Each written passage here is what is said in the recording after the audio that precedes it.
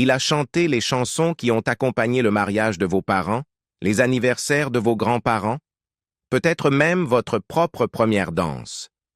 Misty, Chance R, It's Not For Me To Say, ce n'étaient pas seulement des succès, mais de véritables repères émotionnels. Pourtant, tandis que Johnny Mathis berçait le monde, sa propre vie se déroulait dans l'ombre, des décennies de silence sur sa sexualité, un incendie dévastateur qui a détruit ses souvenirs, et une tournée d'adieu écourtée par la seule chose à laquelle aucune voix n'échappe, le temps.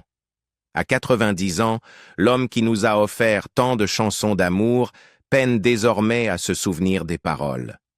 Et le plus triste, la plupart des gens ne savent même pas qu'il est parti. Le prince de la romance, Johnny Mathis n'était pas destiné à devenir une star, pas de la manière dont la plupart le deviennent. Né à Gilmer, au Texas, en 1935 et élevé à San Francisco parmi 7 enfants, il a grandi modestement, fils d'un homme à tout faire former au vaudeville, qui a très tôt reconnu que son garçon possédait quelque chose de rare. À 13 ans, Johnny étudiait déjà la technique vocale avec Connie Cox, une professeure exigeante mais généreuse qui lui offrit 6 années de formation classique gratuite, en échange de quelques petites corvées. Ce n'était pas qu'un service, c'était un tournant. Sous sa direction, il maîtrisa le contrôle du souffle, le phrasé opératique et le placement du timbre. Ce qu'elle entendait n'était pas une future star de la pop, mais une voix faite pour durer. Parallèlement, Mathis était un athlète doué. Au lycée, il battit des records de saut en hauteur, décrochant une bourse pour le San Francisco State College avec l'espoir de devenir professeur d'éducation physique. En 1956, il dut faire un choix décisif. Participer aux sélections olympiques de l'équipe d'athlétisme américaine ou s'envoler pour New York afin d'enregistrer son premier album pour Columbia Records. Il choisit le micro plutôt que les médailles. La même année, son premier album aux accents jazz, Johnny Mathis, A New Sound in Popular Song, passa presque inaperçu. Mais Mitch Miller, le légendaire directeur artistique de Columbia, y entendit autre chose. La possibilité d'un nouveau type de crooner, romantique, élégant, inoffensif. Miller orienta Mathis vers la pop, associant sa voix à des orchestrations luxuriantes. Le pari fut gagnant. En 1957, tout bascula. Il chanta « It's Not For Me To Say » dans le film Lizzie. Puis vint son apparition emblématique à l'Ed Sullivan Show. Et ensuite, Chances Are, la chanson qui devint à la fois sa signature et son passeport pour la célébrité. Douce, sans hâte, chargée d'une retenue poignante, elle grimpa dans les classements et s'y installa durablement. L'album qui suivit, Johnny's Greatest Hits, redéfinit toute l'industrie musicale en restant un nombre inédit de 490 semaines dans le classement Billboard des albums. Cette compilation, plus que toute autre parution, consacra Mathis non pas comme une star d'un instant, mais comme l'homme dont les chansons, une fois entrées dans votre vie, ne vous quittent plus. Alors que les années 1960 explosaient de rock et de rébellion, Johnny Mathis resta exactement là où il avait toujours été. Voix de velours, tenue impeccable, chantant l'amour perdu et retrouvé. Tandis que d'autres se réinventaient ou s'épuisaient, lui demeurait constant. Certains qualifièrent cela de démodé, mais ses fans savaient que c'était plus profond, un point d'ancrage. Il était la voie vers laquelle on se tournait quand le monde allait trop vite. Son style n'était pas démonstratif. Sa célébrité n'était pas bruyante. Pourtant, derrière cette constance discrète se cachait une discipline implacable. Il publia plus de 130 albums au cours de sa carrière. Il maintint un rythme de tournées éprouvant. Il traitait sa voix comme un instrument sacré, buvant rarement, ne criant jamais, répétant toujours. « Il faut prendre soin de ce qui vous a fait entrer dans la danse », disait-il un jour, parlant de ses cordes vocales, de son don et de la vie qu'il lui avait offerte. Et pourtant, malgré ce dévouement public à la beauté et à la précision, Johnny Mathis, l'homme, demeurait presque invisible. Tandis que des pères comme Sinatra affichaient de la bravade et que des artistes comme Libéras transformaient le spectacle en identité, Matisse restait dans l'ombre. Même lorsqu'il déclara être gay dans une interview accordée à Us Magazine en 1982, simplement, sans emphase, il se retira rapidement après avoir reçu des menaces de mort. Il lui fallut des décennies avant d'en reparler. Il ne recherchait pas la controverse. Il ne se justifiait pas. Il montait simplement sur scène et chantait comme si le public était la seule personne au monde. Mais la célébrité, même discrète, a un prix. À la fin des années 1960, avec l'essor du rock psychédélique, des chansons de protestation et de l'invasion britannique, ses ventes commencèrent à décliner. Il quitta brièvement Columbia Records pour tenter une nouvelle direction chez Mercury, produisant même certains de ses albums. Mais dès 1968, il était de retour chez Columbia, où il resterait jusqu'à la fin de sa vie. Les années 1970 lui offrirent l'un de ses derniers grands succès pop grand public, le duo en tête des classements Too Much, Too Little, Too Late, avec Denise Williams. Leurs voix s'entremêlaient dans une danse douce amère et sans effort, lui apportant une nouvelle génération de fans et un disque d'or. Malgré tout, Matisse ne chercha jamais à se réinventer.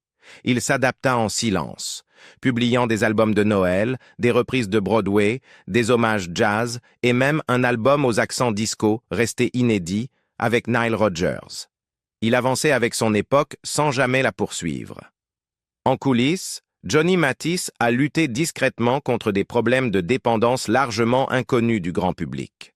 Au début des années 1980, au sommet de sa carrière adulte contemporary, il est entré volontairement en centre de désintoxication pour une dépendance à l'alcool et aux médicaments sur ordonnance.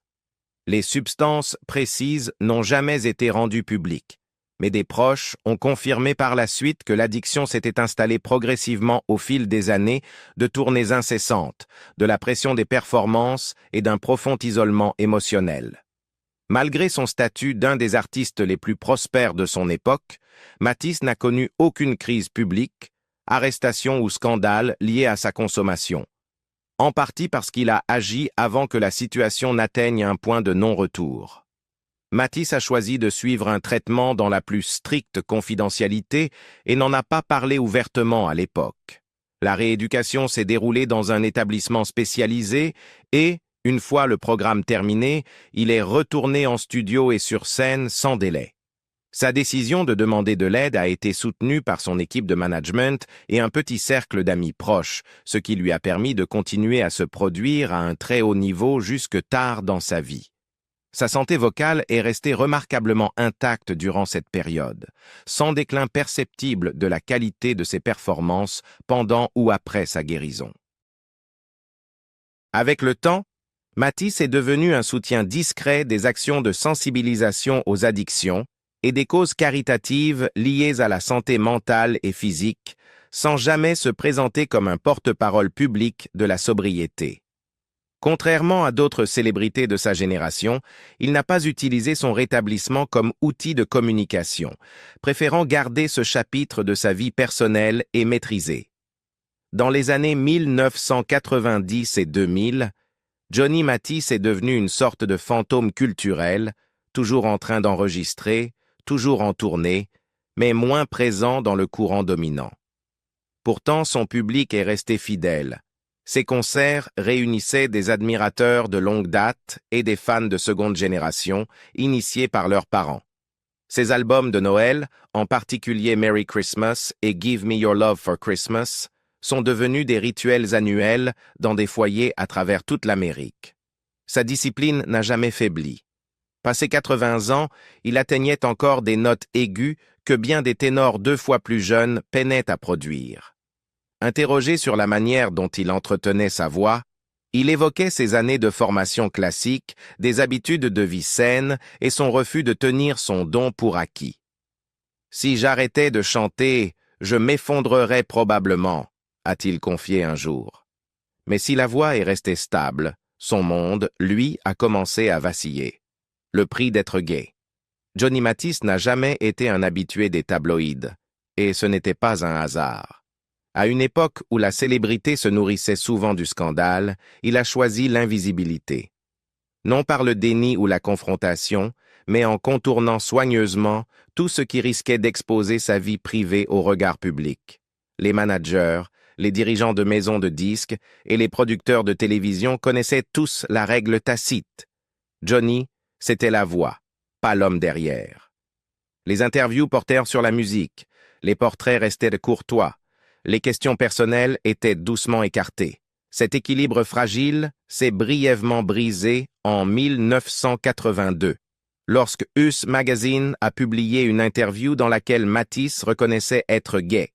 À l'époque, c'était une révélation sismique pour un crooner romantique grand public, dont le public était majoritairement conservateur, d'âge mûr et profondément attaché à la fantaisie que vendaient ses chansons. Le retour de bâton fut rapide et brutal. Des menaces de mort suivirent. Le courrier haineux afflua. Des stations de radio reconsidérèrent discrètement leur diffusion. En l'espace de quelques semaines, Matisse publia une rétractation, affirmant que ses propos avaient été mal compris. Des années plus tard, il expliquerait enfin ce revirement avec une honnêteté douloureuse. « J'avais peur. Les gens ne voulaient pas entendre ça de quelqu'un qui chantait des chansons d'amour. » Le message qu'il reçut fut sans équivoque. L'authenticité avait un prix qu'il ne pourrait peut-être pas survivre. Cette peur ne l'a jamais quitté. Alors que des contemporains comme Elton John ont fini par intégrer leur identité à leur vie publique, et que des figures comme Freddie Mercury ont transformé leur complexité personnelle en puissance artistique, Matisse a choisi l'inverse. Il a scellé son monde privé de manière définitive. Amis, musiciens et initiés de l'industrie connaissaient la vérité. Les fans, eux, n'étaient pas censés la connaître. Sa musique exprimerait le désir, la dévotion et le chagrin, mais jamais la biographie. Le coût de cette décision fut discret, mais durable. Il ne s'est jamais marié. Il n'a jamais eu d'enfant. Il n'y avait pas de partenaire public pour ancrer ces dernières années. Pas de récit partagé pour vieillir avec lui. Les interviews de fin d'année louaient sa discipline. Les cérémonies de remise de prix célébraient sa longévité. Mais il manquait toujours quelque chose. Le contexte. Johnny Matisse est devenu une voix sans vie visible qui lui soit attachée. Une présence sur disque, mais un fantôme hors du studio. Avec le passage des décennies, cette solitude est devenue plus évidente. Les tournées le maintenaient en mouvement, mais ne construisaient pas l'intimité. Les applaudissements remplissaient les salles, pas les pièces. Quand les lumières s'éteignaient, le silence revenait. Dans de rares moments de réflexion, Matisse laissait entrevoir des regrets. Non pour son succès, mais pour ce que le secret lui avait coûté. Il avait si bien protégé l'image que l'homme derrière elle a lentement disparu. La maison qui a failli le tuer. En novembre 2015, la tragédie ne frappa ni par l'industrie musicale, ni par la baisse des ventes, mais par le feu. À 80 ans, Johnny Matisse se tenait à l'extérieur de sa chère demeure des collines d'Hollywood et la regardait partir en flammes. L'incendie avait débuté dans le grenier, vraisemblablement à cause d'un système de chauffage défectueux, avant d'engloutir rapidement les étages supérieurs de cette maison de style espagnol. Les pompiers luttèrent contre le brasier pendant plus d'1 heure, mais lorsqu'il fut maîtrisé, les dégâts étaient catastrophiques. La maison avait été son refuge pendant plus de 50 ans, un point d'ancrage dans une vie passée en grande partie sur les routes. À l'intérieur se trouvaient des décennies de souvenirs, disques d'or et de platine, photos anciennes avec des artistes comme Barbra Streisand et Nat King Cole, notes manuscrites de collaborateurs, costumes de scène et objets transmis par ses parents. « Tout est parti », déclara Matisse aux journalistes sur place, visiblement bouleversé. « C'est toute une vie, mais je suis vivant, et c'est ce qui compte. » Sa voix tremblait en prononçant ces mots, mais il tenta de sourire.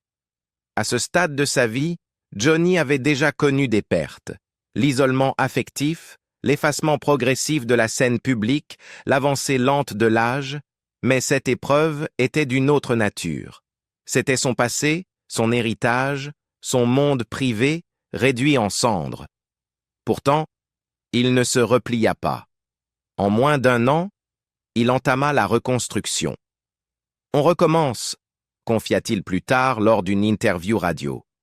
On se souvient de ce qu'on aimait dans cet endroit et on essaie d'en ramener un peu. Mais moins d'une décennie plus tard, en janvier 2023, la nature revint le mettre à l'épreuve. Après une semaine de tempêtes incessantes qui frappèrent de la Californie du Sud, la colline détrempée près de la maison reconstruite de Matisse céda lors d'un glissement de terrain terrifiant. Des tonnes de terre dévalèrent la pente à l'extérieur de sa propriété, engloutissant sa Jaguar argentée, arrachant des lignes électriques et mettant à nu la plomberie ainsi que la structure même de la maison. Des images captées par ABC7 montrèrent la terre déchiquetée à seulement quelques mètres des fondations. Un suspense glaçant dans une vie autrefois stable. Un représentant déclara à la presse: « Même si le glissement était extrêmement inquiétant, heureusement personne n'a été blessé. Mais émotionnellement, cela a secoué tout le monde. Il n'y a rien de plus vulnérabilisant que de voir littéralement le sol se dérober sous vos pieds. » Pour un homme dont les chansons évoquaient si souvent le confort du foyer, la chaleur du chez-soi et l'amour durable, le symbole était presque trop cruel.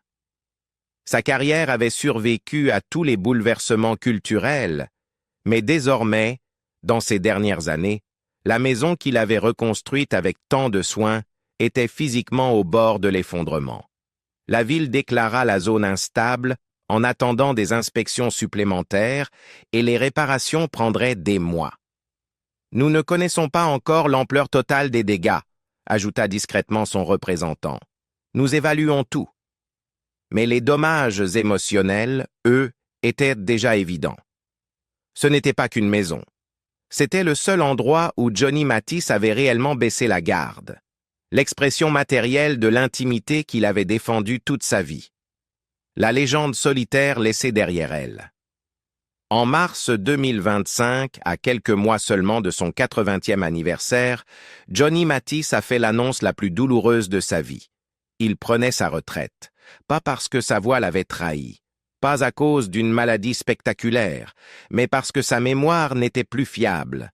Le communiqué est apparu discrètement sur sa page Facebook officielle, rédigé non pas dans sa voix, mais dans le langage prudent d'une équipe tentant d'adoucir une vérité irréversible. C'est avec un profond regret en raison de l'âge de M. Matisse et de troubles de la mémoire qui se sont accélérés que nous annonçons sa retraite des tournées et des concerts en public.